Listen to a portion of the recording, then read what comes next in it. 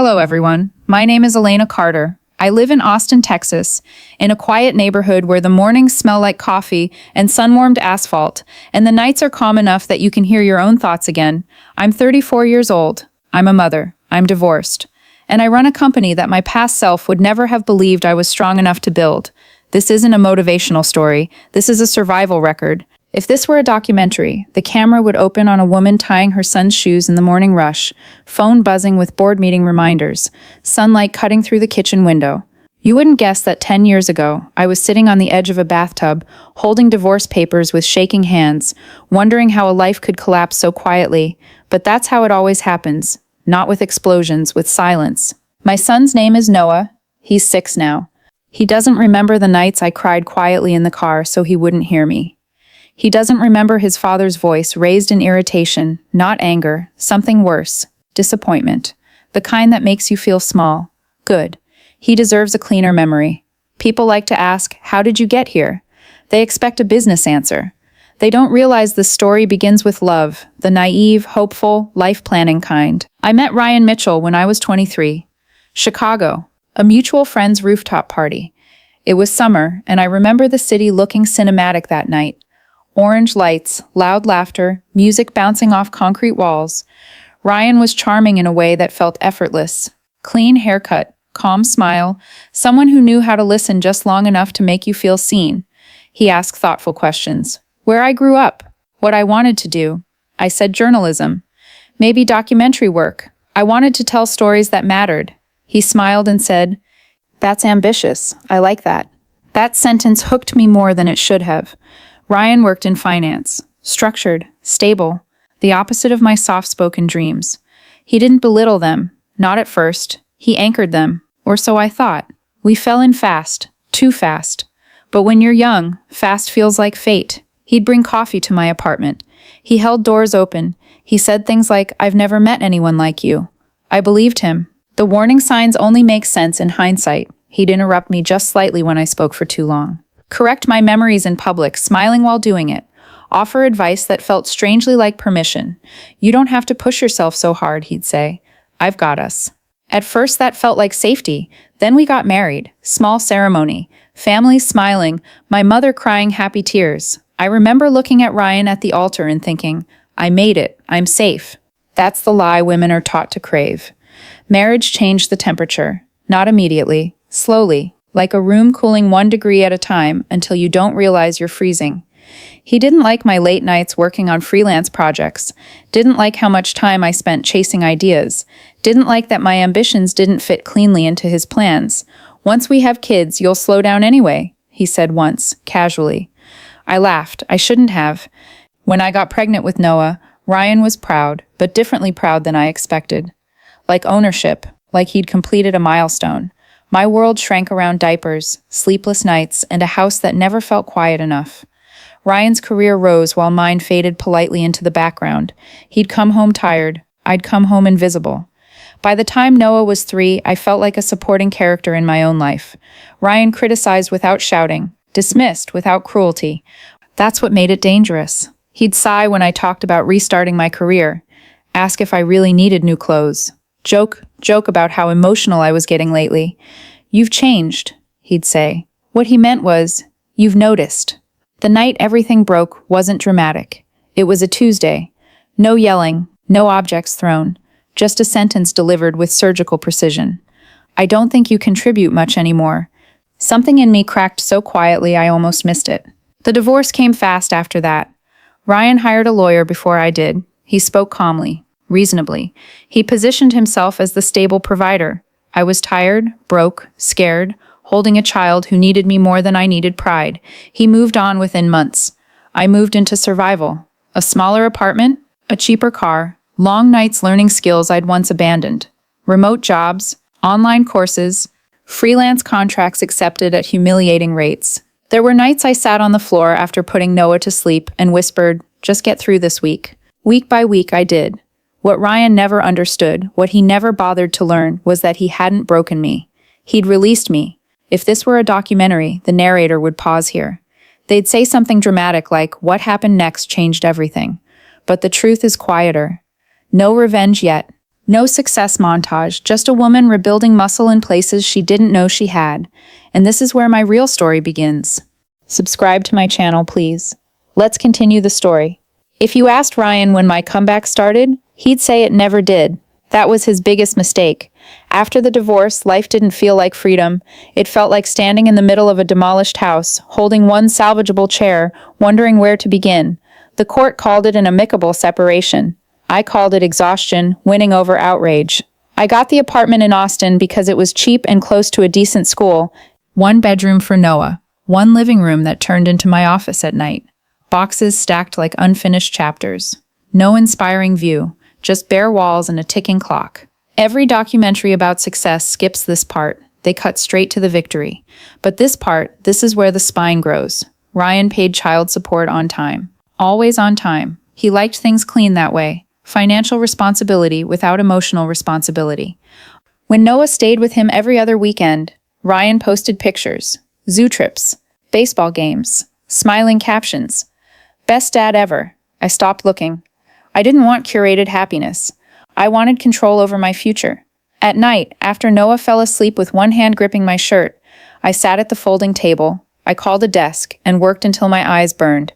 I took freelance writing jobs at first. Boring, corporate, soul-draining pieces, product descriptions, blog posts no one would read, but they paid. Then I remembered something I'd buried years ago. I wasn't just a writer. I was a story strategist. I understood narrative, people, attention. So I started studying branding, marketing psychology, digital storytelling, courses on my phone, notes scribbled on sticky pads. I learned faster because I didn't have the luxury to fail. This wasn't ambition anymore. This was survival sharpened into purpose. Ryan noticed nothing. When he asked how I was doing, it was out of politeness, not concern. Still freelancing? He asked once during a child exchange, leaning against his car like he had all the time in the world. For now, I said. He nodded, already bored. That nod fueled me for months.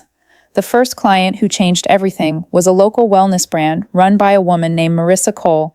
She had a great product and terrible messaging. Her website felt hollow. No soul. I can fix this, I told her, confidently, even though my hands were shaking under the table. I rewrote her brand story, restructured her content, gave her voice clarity. 3 weeks later, her sales doubled. She referred me to 2 more clients. Those referred me to 5. Within 6 months, I was turning down low-paying jobs. Something unthinkable a year earlier. I didn't celebrate. I didn't post about it. I kept going. Here's something no one tells you about revenge. It's not anger that sustains it. It's focus. I stopped fantasizing about Ryan regretting anything. I stopped measuring my progress against his life. I measured it against who I used to be. The woman who asked permission. The woman who laughed to keep the peace. The woman who shrank to make someone else feel larger. Every contract I signed was a quiet apology to her. The company didn't start with a dramatic launch. No office, no logo at first. Just a name I typed into a blank document at 2:13 a.m. Carter & So, not because it sounded impressive, but because it was mine. I registered the LLC with trembling hands. When the confirmation email arrived, I stared at it longer than I stared at my wedding photos on the day I got married. This meant more. Ryan first heard about it through someone else. A mutual friend mentioned, casually, "Oh, Elena runs a branding agency now." He laughed, apparently. "Good for her," he said. The kind of good for her that really meant that's cute. I imagined him saying it with that same smile he used when dismissing my dreams years ago. And instead of anger, I felt clarity. The turning point came when one of my clients was acquired by a mid-sized tech firm. They asked me to consult on the transition, then asked me to stay on as an external strategist. The contract was more than Ryan had ever given me monthly during our marriage. I didn't tell him. I upgraded my laptop instead. Motherhood changed too. I wasn't just tired anymore. I was driven. Noah did homework at the table while I worked beside him. We ate simple dinners but laughed more. Our home became small but alive. One night he looked up at me and said, "Mom, you're always typing. Are you famous?" I laughed, then stopped. "No," I said softly, "but I'm building something." He nodded like that made perfect sense. Kids know strength when they see it. Ryan invited me to dinner one night to talk about Noah's future. I almost declined. Almost. The restaurant was expensive. His territory. He wore the same confident expression, same watch, same posture. He talked about schools, stability, structure. Then he paused. So, how's work really going? I met his eyes, better than I ever expected, I said. And this time he noticed something. Not wealth, not arrogance, certainty. For the first time since I'd known him, Ryan looked uncomfortable. This wasn't revenge yet, but it was the beginning of imbalance. The scales were shifting, slowly, invisibly, inevitably. And the man who once thought I contributed nothing had no idea what was coming next. People assume revenge is loud. They expect lawsuits, confrontations, public humiliation. They're wrong. The most devastating kind of revenge is outgrowing the narrative someone wrote for you and doing it where they can't look away. If this were a documentary, part 3 would open with contrast. Ryan's life stayed the same job, same routine, same dinners at familiar restaurants, same certainty that the world would continue rewarding him for simply existing inside it. My life, on the other hand, was accelerating, quietly, relentlessly. Carter & Co. stopped being my little business and started becoming something people talked about, without attaching my name to Ryan's. That distinction mattered more than money. I hired my first contractor, then a second. Women mostly, mothers, creatives, quiet powerhouses who'd been underestimated just like me. We worked remotely, strategically, intentionally. No flash, just results. Clients didn't come to us for pretty words anymore. They came because we made them money. Ryan noticed the shift through social proof. A local business magazine featured Carter & Co. in a Women Changing the Austin Startup Scene piece.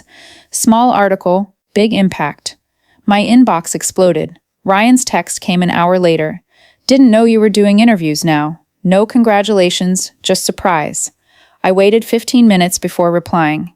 Didn't know it was newsworthy. 3 dots appeared. Disappeared. That felt satisfying. Our co-parenting dynamic changed after that. Ryan stopped offering advice. He started asking questions instead. Subtle ones, curious ones. What exactly do you do for clients? Is that kind of growth sustainable? Are you thinking long-term? Questions he'd never bothered to ask when we were married. I answered politely, vaguely. For years he'd controlled information. Now he didn't have access to any that mattered. The real shift came when one of my clients asked me to speak at a regional entrepreneurship conference. Panel discussion, strategy and storytelling. I almost said no. Not out of fear, but out of instinct. I'd spent years shrinking. Visibility still felt dangerous. But then Noah watched me rehearse at the kitchen table. "You sound like a teacher," he said proudly. So I said yes.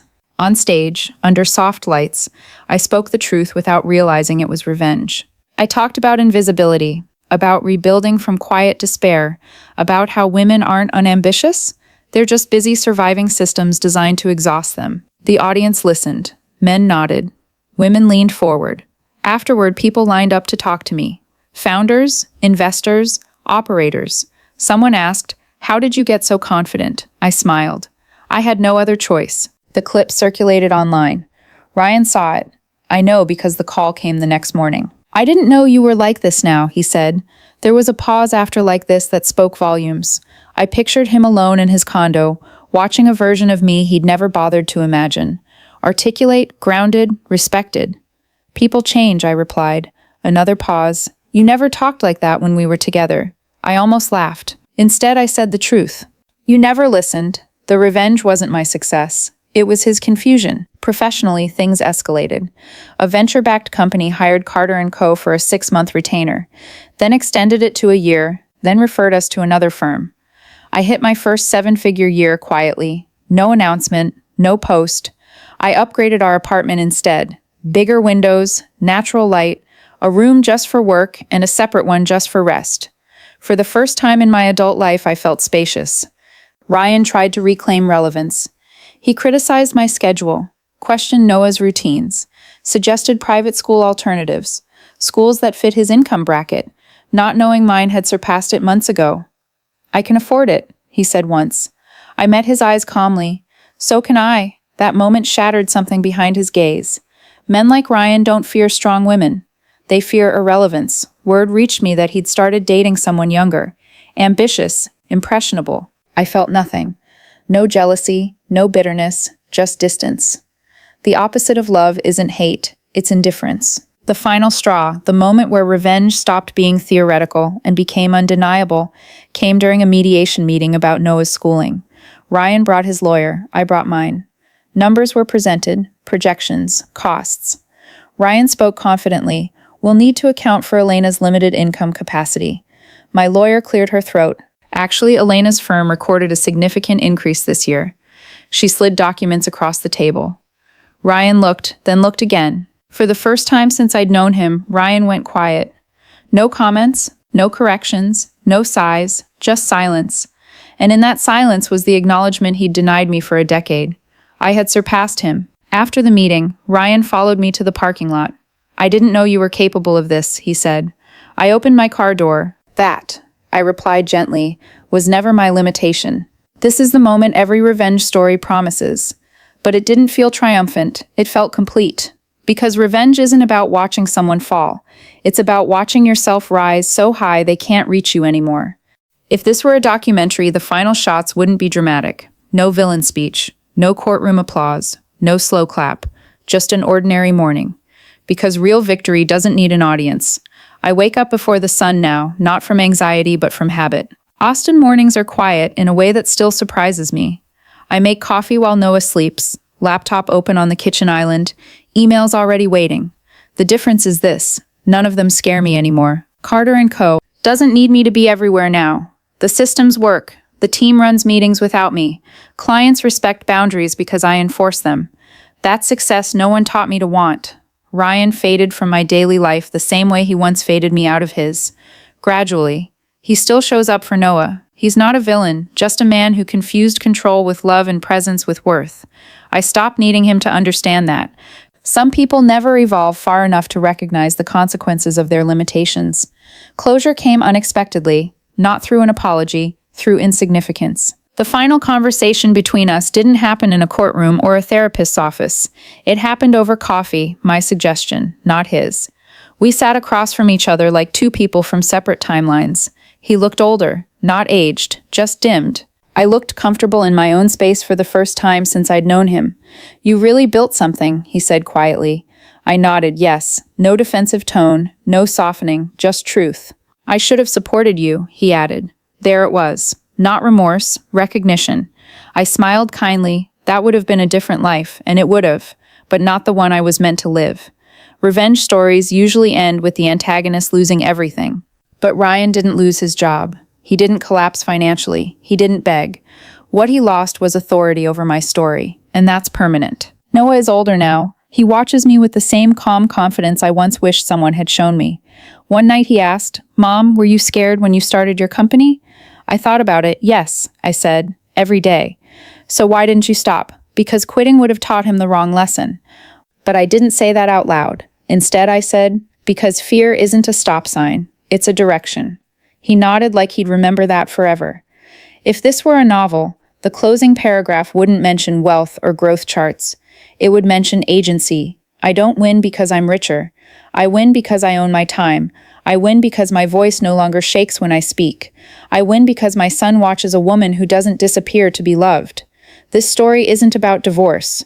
It's about what happens when a woman stops negotiating her worth. Ryan once told me I didn't contribute much. Now, entire companies grow because I exist. That's not revenge. That's reckoning. Subscribe to my channel for more heartwarming videos, and please share with your friends and family.